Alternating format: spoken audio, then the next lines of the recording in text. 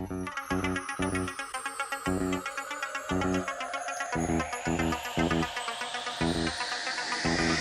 pense qu'il y a une chose sur laquelle on peut tous être d'accord, c'est la prolification de la pop culture dans les années 80. Et il y a une thématique en particulier qui aura marqué, c'est la recrudescence de séries télévision. Et parmi ces séries télé sorties dans les années 80, une a su tirer son épingle du jeu. Je vous parle évidemment de la série Knight Rider, alias K2000. Alors pour l'époque, la construction de la série télé était très différente de ce qu'on peut voir aujourd'hui. Déjà parce que les épisodes étaient assez indépendants et on n'avait pas forcément un réel fil rouge sur une continuité qui te poussait à voir la suite la semaine d'après, mais tu prenais les épisodes de manière totalement indépendante, ce qu'on appelait le feuilleton. Aujourd'hui, quand tu regardes une série, il y a vraiment une narration et un fil conducteur sur une trame principale, et le final de chaque épisode doit te donner envie de regarder la suite. Alors c'est sûr que regarder K2000 aujourd'hui, on peut considérer que la série a vieilli. Certes, la série a vieilli, mais elle n'en reste pas moins cultissime. Déjà, la voiture. Le choix de la voiture, qui est une Pontiac Firebird de 1982, il faut vous dire que pour l'époque, choisir une Pontiac Firebird, c'était une voiture assez commune pour les Américains. Et le choix de partir sur une Pontiac Firebird de 1982 est tout simplement parce que un train de marchandises avait eu un énorme accident et bon nombre de transams avaient été détruits. Du coup, la possibilité pour Glenn Larson, le créateur de la série, de pouvoir récupérer un bon nombre de pièces fut le choix le plus logique pour choisir la marque de sa voiture. Ensuite, au niveau du design de la Knight Industry 2000 de Kit If You Prefer, on a fait appel au célèbre customer George Barris qui avait travaillé en 1966 sur la Batmobile du film Batman. Et donc, comme je le disais, la voiture peut paraître relativement ancienne quand tu la regardes aujourd'hui, mais si tu vas voir des collectionneurs de voitures, notamment les voitures de films, la Knight Industry 2000 est sûrement la voiture la plus demandée parce que dès que tu la vois, tu penses tout de suite aux années 80. C'est vraiment un design de voiture qui est embriqué sur cette décennie-là. Mais K2000, ça parle de quoi exactement?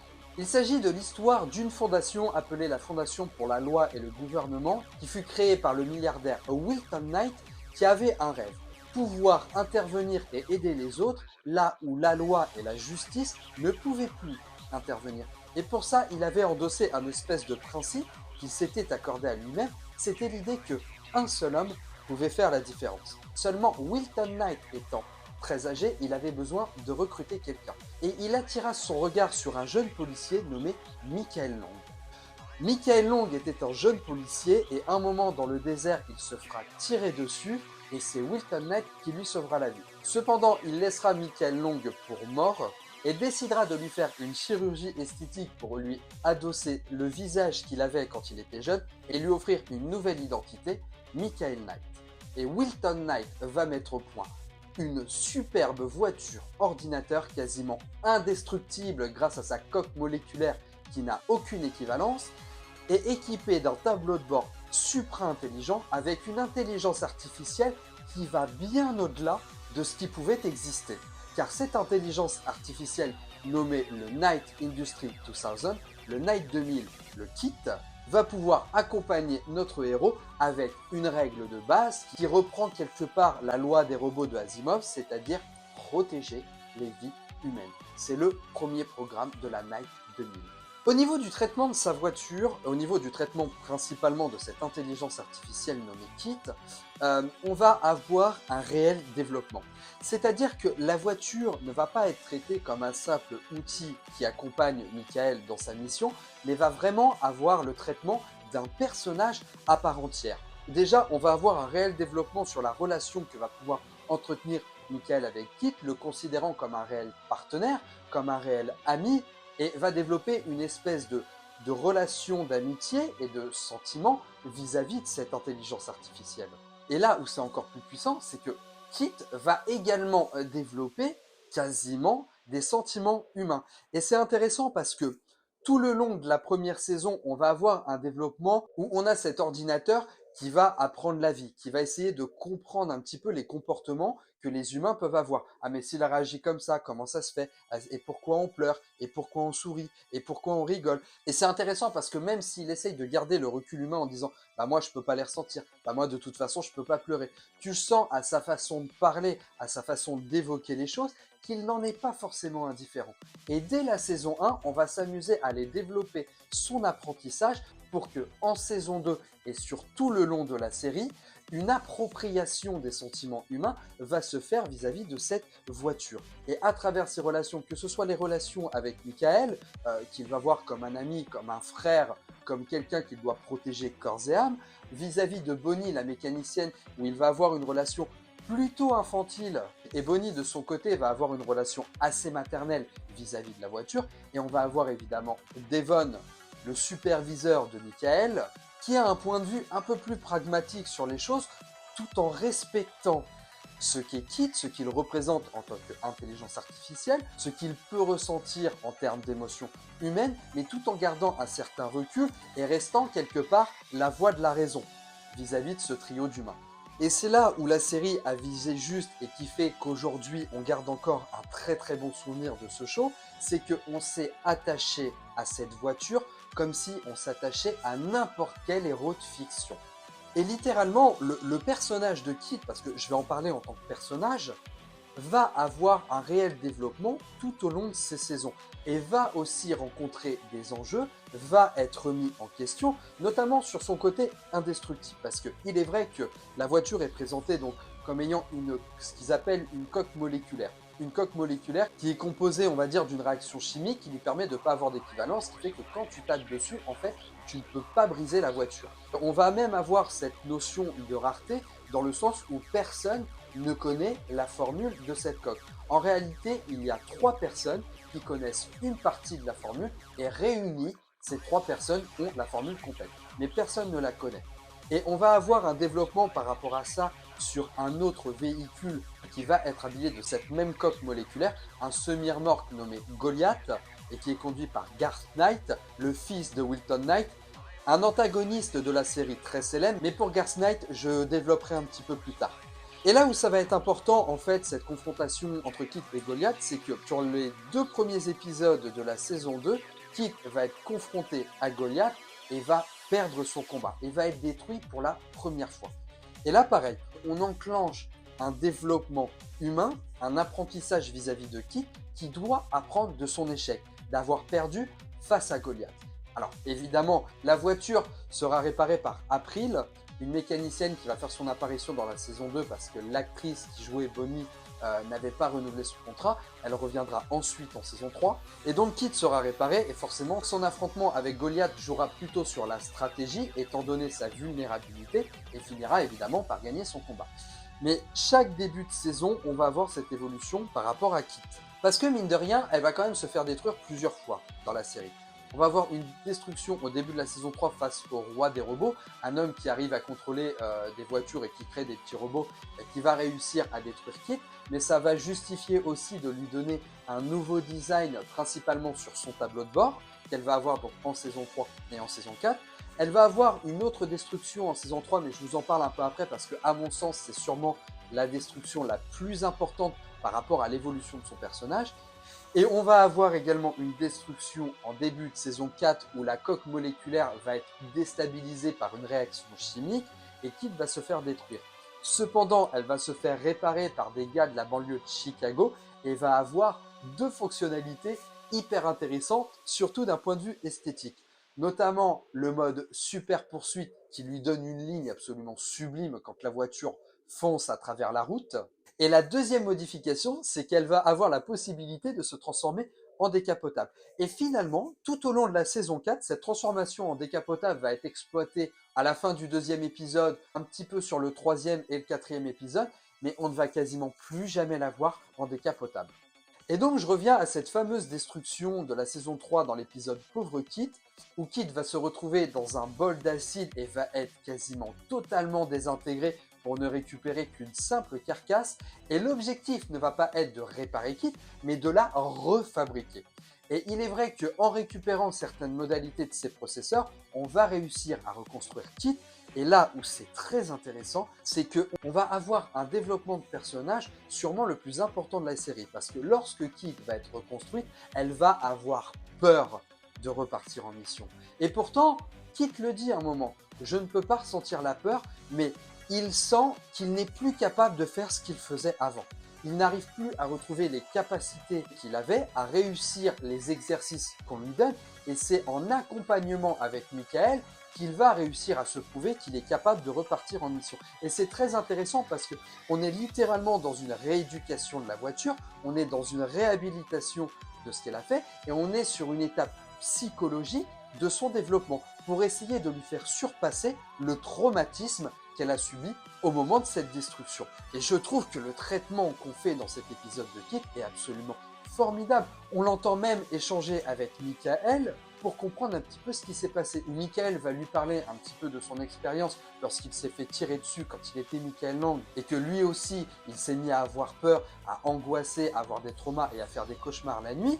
Et on va avoir un moment très humain entre le chevalier et sa monture où on comprend que Kit a besoin de surpasser ce traumatisme. Donc effectivement, on a cet aspect mécanique où il fallait reconstituer, reconstruire la voiture, mais on a tout cet aspect psychologique qui a un développement absolument génial. C'est sûrement mon épisode préféré parce qu'on démontre tellement bien le côté humain de la voiture qu'on ne peut pas ne pas s'attacher à Kit en tant que personnage à part entière.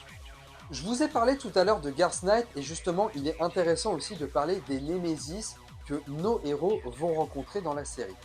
Garth Knight, qui est le fils de Wilton Knight et qui a exactement le même visage que Michael Knight, alors pour le coup il est également joué par David Hasselhoff, et Garth Knight c'est l'antithèse de ce que représentait Wilton Knight, c'est-à-dire qu'on est face à un homme qui est extrêmement égoïste, qui est mégalomane, qui se sent extrêmement surpuissant et qui ne peut pas accepter l'idée qu'un Michael Knight puisse exister. Parce que finalement, Michael Knight, à l'image de Garth Knight, lui a volé son visage, lui a volé son nom et lui a volé quelque part sa légitimité familiale. Donc pour un homme comme Garth Knight, il est absolument impensable que Michael Knight puisse exister. Et donc on va avoir cette confrontation extrêmement intéressante entre les deux, qui va se jouer forcément à travers leur véhicule, là où Garth Knight conduit donc ce semi-remorque Goliath, et ce qui va le perdre vis-à-vis de Kit, évidemment, c'est sur la stratégie.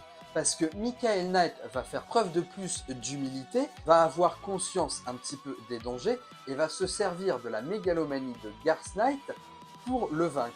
Ce qui veut dire tout simplement que l'humilité gagnera toujours sur l'orgueil. Et que c'est grâce à cette humilité, en étant conscient de ses limites et en mettant au point des stratégies plus valables, que ce ne sera jamais le sentiment de surpuissance qui fera gagner les combats.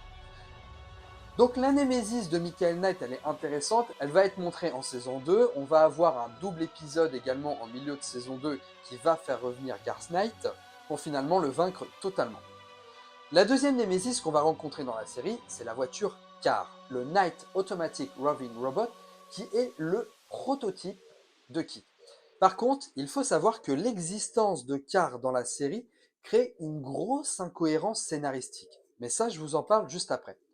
Donc, le prototype Car a été la voiture initialement créée par Wilton Knight avant que le kit soit développé. Seulement, il y avait une différence de programme entre Kit et Car. Oh, ça va, faites pas le jeu de mots, hein. C'est que Car était programmé pour se protéger lui-même. Il n'avait pas cette fonction de devoir protéger la vie humaine.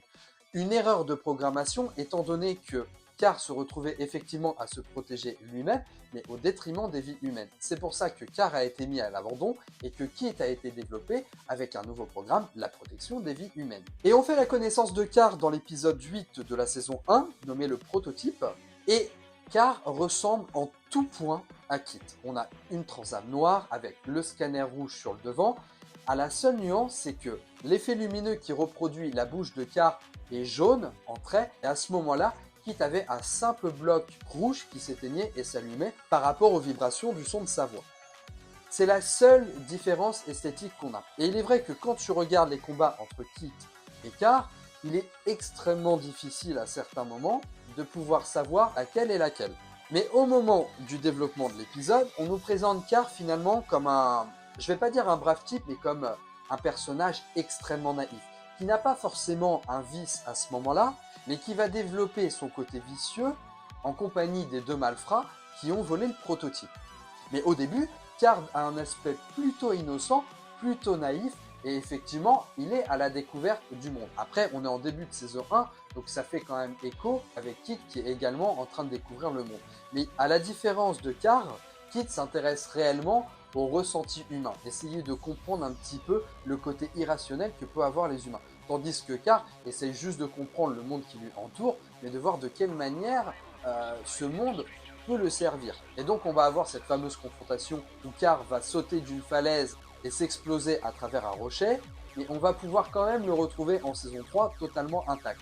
Oui, on a une petite incohérence, mais je pense que les fans ont tellement apprécié le personnage de Card qu'il aurait été compliqué de ne jamais le faire revenir dans le show. Et donc Card va revenir en saison 3, mais cette fois-ci avec un design relativement différent. Déjà, le scanner ne sera plus rouge, mais jaune, ce qui va être plus facile du coup pour différencier les deux voitures.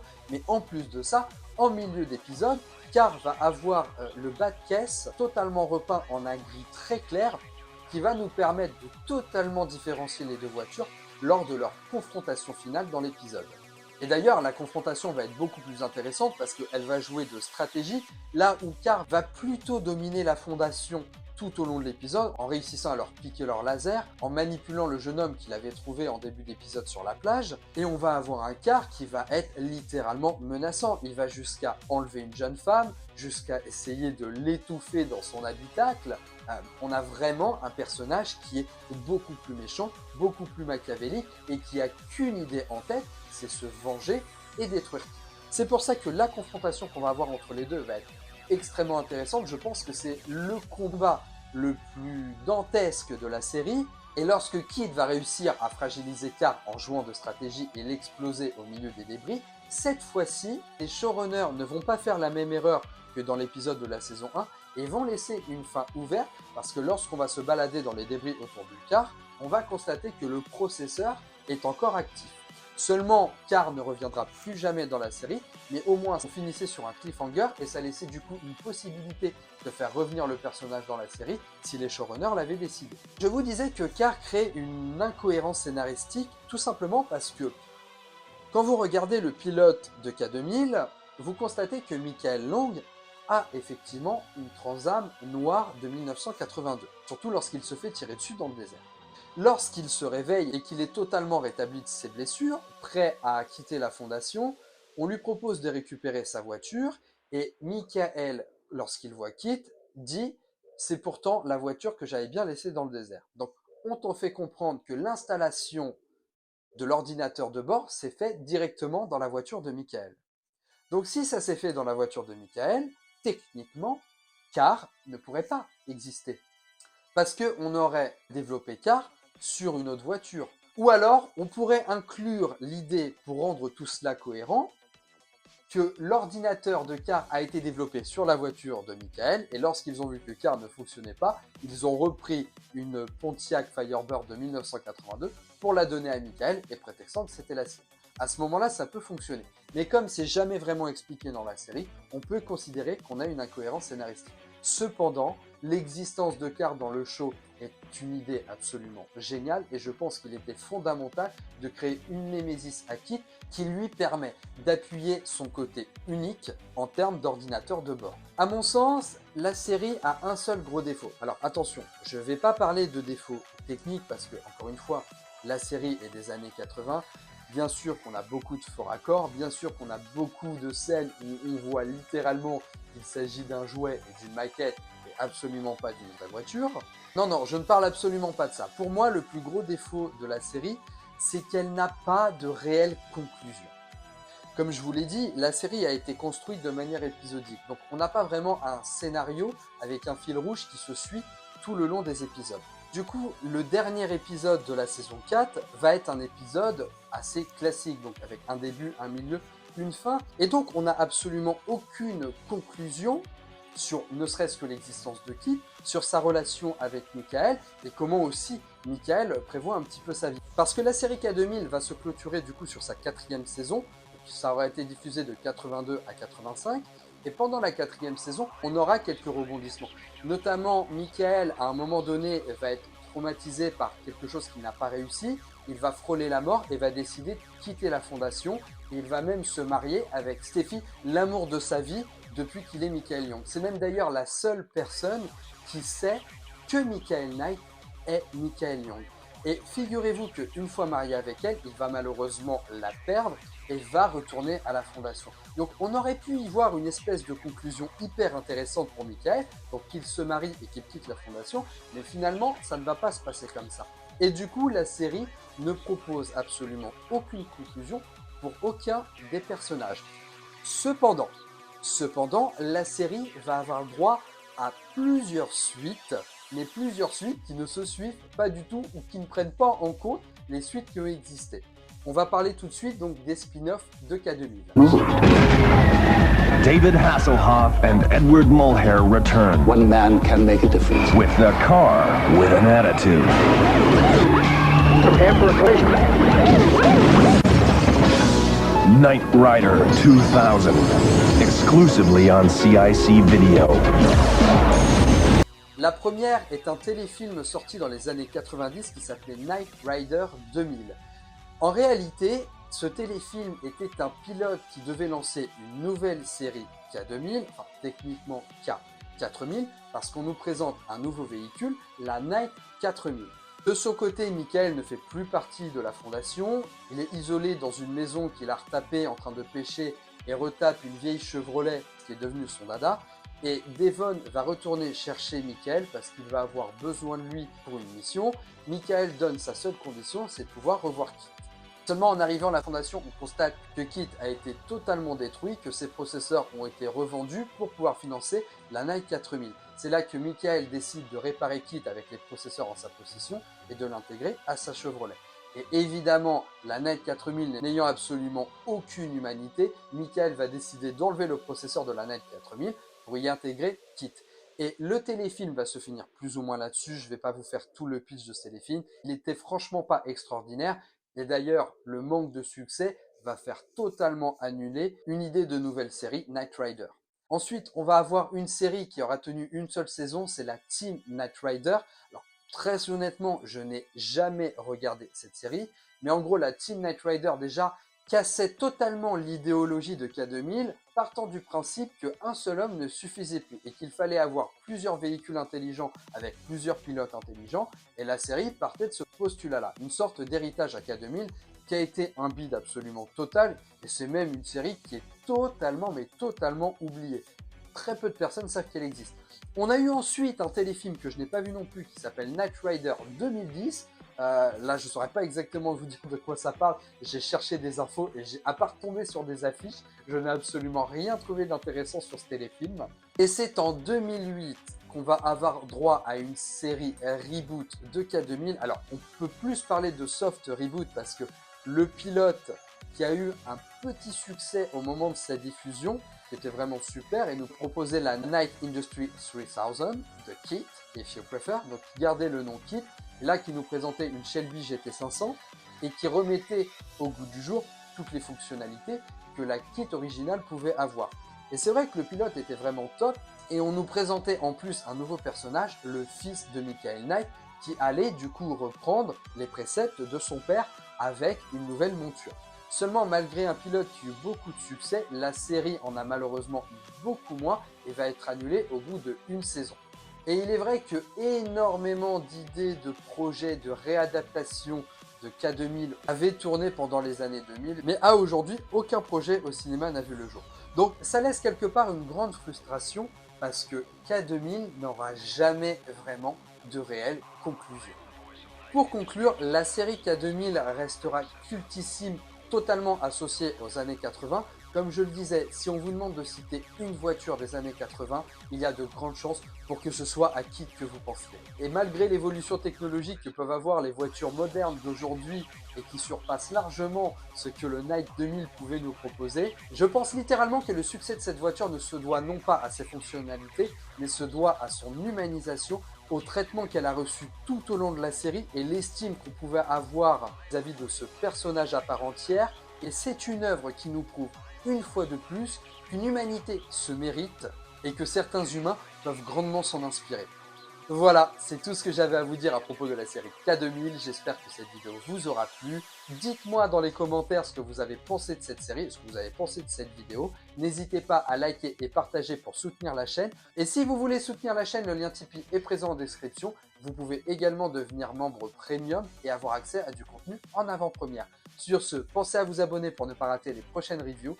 Moi, je vous laisse. Ciao les amis.